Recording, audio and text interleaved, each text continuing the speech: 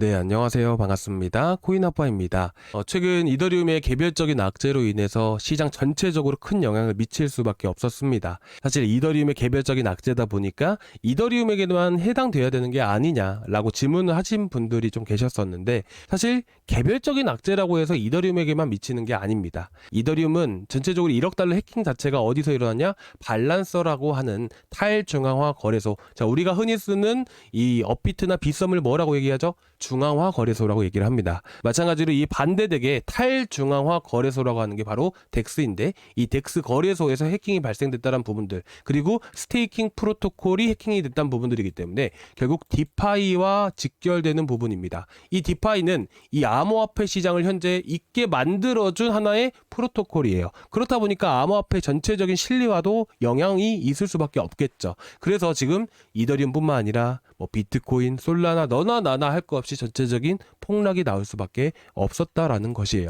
그런데 어제도 제가 말씀드렸었죠. OS ETH 해킹당했던 이더리움의 70%를 회수함에 따라서 이렇게 먼저 발생이 되었던 대량 매각에 대한 리스크가 일부 해소가 되었습니다. 그렇다 보니까 530만 원 구간까지 강하게 반등을 보일 수가 있었다라는 것이죠. 그런데 정말 너무하게도 어저께 미국 증시, 위험자산 시장 안에 대표격인 미국 증시의 불확실성이 퍼지게 되면서 나스닥이 크게 하락함과 동시에 동시간대에 이더리움도 같이 급락이 나와줄 수밖에 없었습니다. 왜 그런지를 좀 파악을 해보니까 증시에 대한 개별적으로 봤을 때는 AI 기술주에 대한 고평가 우려 때문에 차익 매물들이 대거 나왔다는 부분들, 이어서 위험자산 시장에 대한 이런 거시적인 이슈들을 체크를 해보니까 미국 금리 인하에 대한 불확실성이 퍼졌다라는 부분들이에요. 자, 그러면 현 시점에서 시장이 주목하고 있는 이슈가 뭘까요? 증시는 AI 기술주에 대한 고평가지만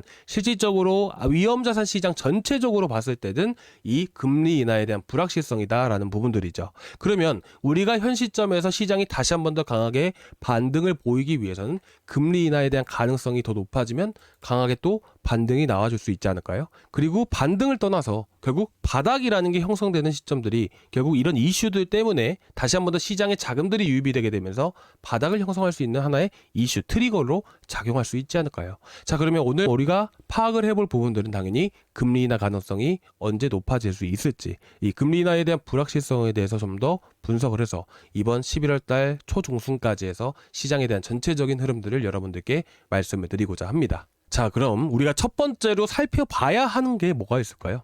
과연 금리 인하 가능성을 높이기 위해서는 어떤 데이터들이 좋게 나와줘야 될까요? 현재 연준의 책무가 뭐가 있을까요? 완전 고용이죠. 그리고 두 번째는 뭐가 있을까요? 바로 이제 물가 안정입니다. 그렇습니다. 자, 그래서 지금까지 금리 인하 9월 달에 하기 전까지 금리 인하를 하지 못했던 이유는 바로 물가 자체가 안정되지 못했기 때문입니다. 물가가 너무 높아서 현재 금리 인하를 하게 된다면 물가를 또 상승을 시키는, 항상 상승 압력을 주는 부분들이기 때문에 사실 9월 전까지 금리 인하를 하지 못했던 부분들이에요. 그런데 이 잭슨홀 미팅 이후에 뭐가 있었죠? 이 고용에 대한 불확실성이 다시 한 번 더 퍼지게 되었습니다. 그래서 시장은 고용 지표에 주목하기 시작을 했다는 부분들이에요.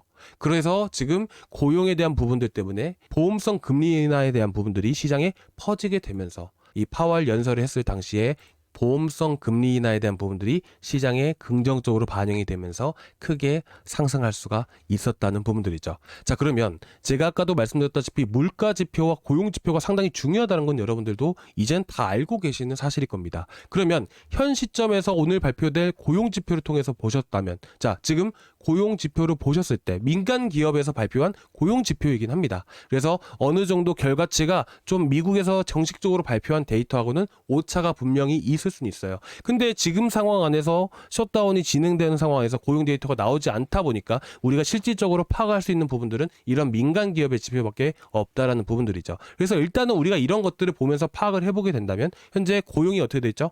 4.2만 명이 증가했다고 합니다. 예상치를 상회했다라는 얘기들이죠.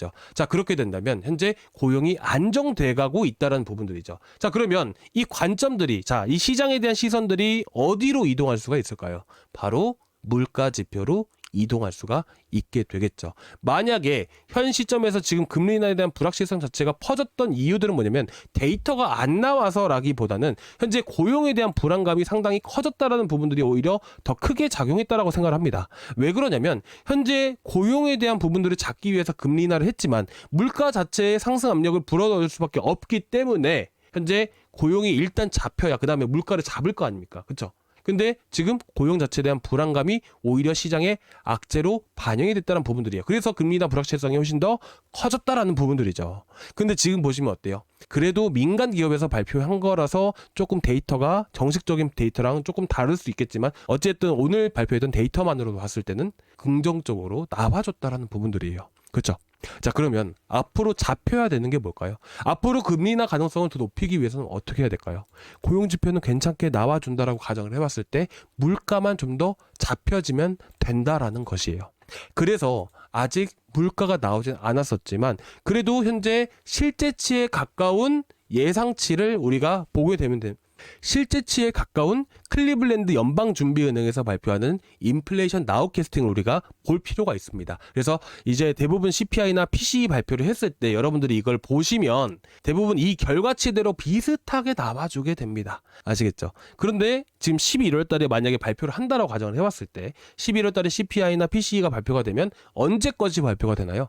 바로 10월 달치가 발표가 되겠죠. 그래서 10월 30일치를 보니까 3.2% 수준이에요.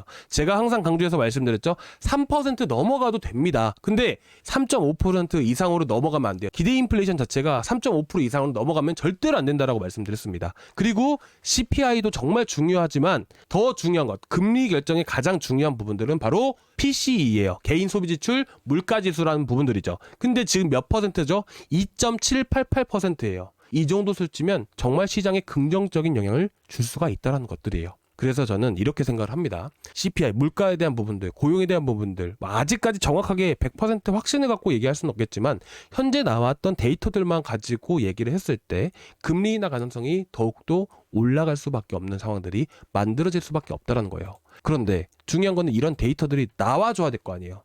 데이터가 나와야 금리 인하 가능성이 더 높아지지 않을까요? 그렇기 때문에 우리가 현재 시점에서 봐야 되는 것은 결국 셧다운밖에 없다라는 거예요. 근데 이번 주에 뭐 이제 여러 해외 기사들을 제가 한 번씩 찾아봤는데 이제 이번 주 아니면 다음 주 정도까지 해서 이 셧다운이 마무리가 될 수 있다는 얘기들이 되게 많이 나오고 있습니다. 그런데다가 자 그렇게 되면 이제 11월 중순경에 시장이 바닥이 형성될 가능성이 높다라는 부분들이죠.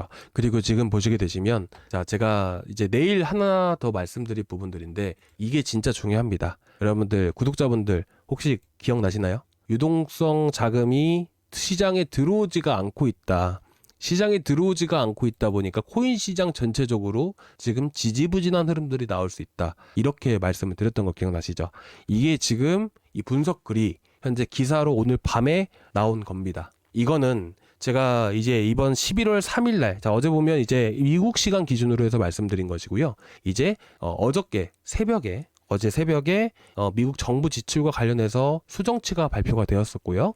그리고 마찬가지로 이제 최근에 나왔던 것들이 QT 종료 말고 QT 종료는 여러분들 다 알고 계시잖아요. 근데 QT 종료는 큰 의미가 없어요. 큰 의미를 부여할 필요가 없습니다.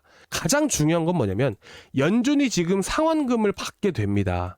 이제 여러 군데에서 채권에 대한 상환금을 받게 되는데 이거를 이제 재투자를 한대요. 자, 이거는 제가 내일 말씀드린 건데 맛보기로만 말씀드린 거예요. 이게 일단은 11월 달 시장의 가장 중요한 부분들입니다. 시장의 유동성을 그나마 공급해 줄 수 있는 부분들이에요.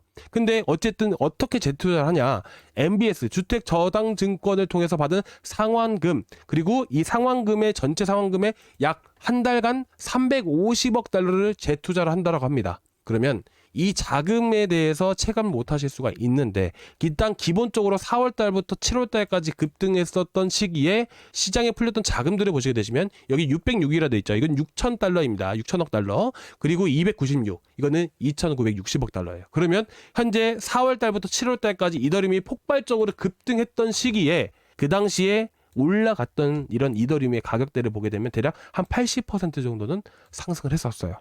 이 당시에 풀렸던 유동성 자금이 3천억 달러 규모예요. 그러면 우리가 350억 달러, 3천억 달러 크지가 않죠. 근데 어찌됐든 이런 작은 금액이라도 들어온다라는 부분들은 현재 12월 1일 날부터 시행을 한다고 했던 부분들이기 때문에 이런 부분들도 기관들은 다 알고 있지 않을까요? 그렇죠? 그렇게 되면 11월 15일에서 한 18일 정도 중순부터 해가지고 시장의 바닥이 형성될 수 있다라고 말씀드리고 싶어요. 자, 그러면 우리는 언제부터 준비를 하면 될까요?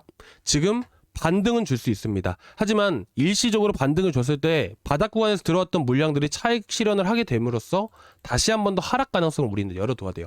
아시겠죠? 자, 그리고 지금 현재 이더리움에 대한 고래들의 단가권들을 살짝 이탈을 했죠.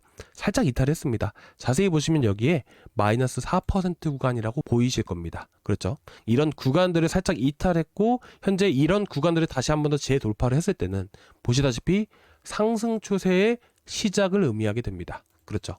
수평선, 꿈틀거리는 빨간선 구간의 가격대, 이 구간들이 뭐예요? 고래들의 단가 구간이다. 단가를 넘어선 순간부터 바로 상승의 시작이다 라는 부분들을 알 수가 있던 부분들이에요. 뭐 과거에도 마찬가지예요, 여러분들. 제가 한두 번 말씀드린 게 아니잖아요. 그렇죠? 바닥 구간에서 돌파함과 동시에 크게 급등을 했잖아요. 이런 흐름들이 나올 수 있다는 거예요. 그러면 우리는 결국에는 바닥 구간 최대한 저점 구간에서 이렇게 잡기보다는 이런 고래들의 단가 구간들을 넘어섰을 때 우리가 매수를 하는 게 좋지 않을까요? 좀 더 안정된 위치에서 우리가 매수를 하자는 거예요.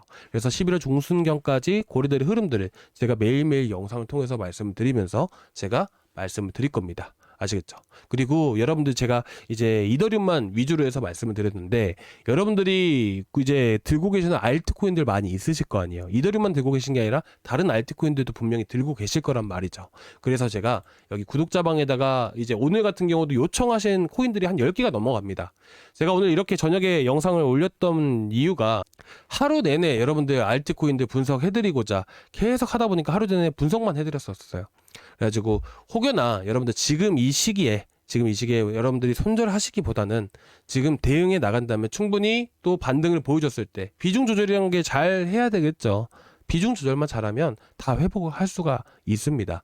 그래서 제가 여러분들 지금 걱정되시는 코인들 있으시면 말씀을 해주시기 바랍니다. 제가 어떻게 대응을 해야 될지 확실하게 좀 말씀을 드리도록 하겠습니다. 그래서 지금 고정 댓글란에 링크가 하나 있죠. 자, 이 링크를 타고 들어오시면 저희 구독자방에 들어오실 수가 있으니까 구독자방에서 말씀을 해주시는데 일단 이 링크를 클릭을 하시면 이 페이지가 나오게 됩니다. 여기서 여러분들이 실시간 소통방 입장만 눌러주세요. 눌러주시면 보시는 것 같이 저희 구독자방에 바로 들어오실 수가 있으실 겁니다. 들어오셔서 여러분들이 쭉 계속 남겨주세요. 뭐 다른 분들이 말씀을 하셔도 그냥 쭉 말씀해 주시면 제가 시간 날 때마다 계속해서 체크하고 나서 여러분들 들고 계신 알트코인들 어떻게 대응하면 좋을지, 좀 비중은 얼마나 들고 계신지 이런 것들을 좀 파악을 해서 앞으로 어떻게 우리가 대처해 나가고 이 시장을 어떻게 이겨 나가야 되는지에 대해서 여러분들 투자하시는데 조금이나마 도움 되실 수 있게끔 제가 좀 더 신경 써서 대응 방법 말씀을 드리도록 하겠습니다. 자, 가만 놔둔다고 해서 올라가는 거 절대로 아닙니다. 우리가 대응이라는 것은 비중 조절을 해야 되는 부분들이고 앞으로 어떤 전략을 갖고 대응을 해야 우리가 어떻게 또 잘 이겨낼 수 있을지 이런 부분들이 사실 정말 중요한 부분들입니다. 그렇기 때문에 여러분들 혼자 하시면서 그냥 놔두지 마시고 한 번쯤은 저한테 말씀을 해주시기 바랍니다. 여러분들 그래도 조금이나마 투자하시는 데 도움이 되실 수 있게끔 제가 최대한 신경 써서 여러분들 이번 시기에 잘 이겨나가실 수 있게끔 조금이나마 보탬이 되도록 하겠습니다. 아시겠죠? 자, 그리고 일단은 현재 시점에서는 이렇습니다. 제가 아까도 결론 지어서 말씀을 드리면 이렇습니다. 지금 반등을 보여주고 있지만 다시 한 번 더 또 하락이 나와줄 수 있다. 하지만 11월 중순부터 해서 12월 1일에 연준에서 T빌이라고 하는 초단기 채권에 재투자를 하는 부분들이 현재 한 달 동안에 350억 달러 정도의 자금들이 어떻게 된다? 이렇게 유동성 자금들이 유입이 될 수 있다는 부분들이에요. 그렇기 때문에 현 시점에서 11월 중순부터는 시장이 다시 한 번 더 바닥이 나와주겠지만 보시다시피 이더리움의 평균 매입가, 고래들의 단가권들을 넘어섰을 때야말로 결국 상승의 시작을 알리는 부분들이다 보니까 저점 구간에서 들어가기보다는 확실한 자리에서 여러분들께 들어가시길 바라고, 그리고 이런 구간들이 나오게 되면 영상에서 바로바로 알려드리겠습니다. 한 분도 빠짐없이 여러분들 잘 대응하실 수 있게끔 제가 말씀을 드릴 거고요. 아시겠죠? 그리고 기존에 제가 이더리움만 영상에서 말씀을 드리지만 다른 코인들 걱정되시는 거 있으시면 개별적으로 말씀을 해주세요. 구독자방에 꼭 말씀을 해주시기 바랍니다. 그래야 제가 여러분들께 또 개별적으로 어떻게 여러분들이 비중을 얼마나 들고 계신지 저는 잘 모르잖아요. 매수를 얼마나 하셨는지도 저도 잘 모르고요. 그런 부분들을 파악을 해야 개별적으로 여러분들 입맛이 다 다르듯이 현재 상황에 맞게끔 대응 전략을 세워서 말씀을 드릴 수가 있을 것 같습니다. 일단 오늘 여기까지 준비했는데 조금이나마 도움되셨으면 구독과 좋아요 한 번씩 부탁드리도록 하겠습니다. 감사합니다.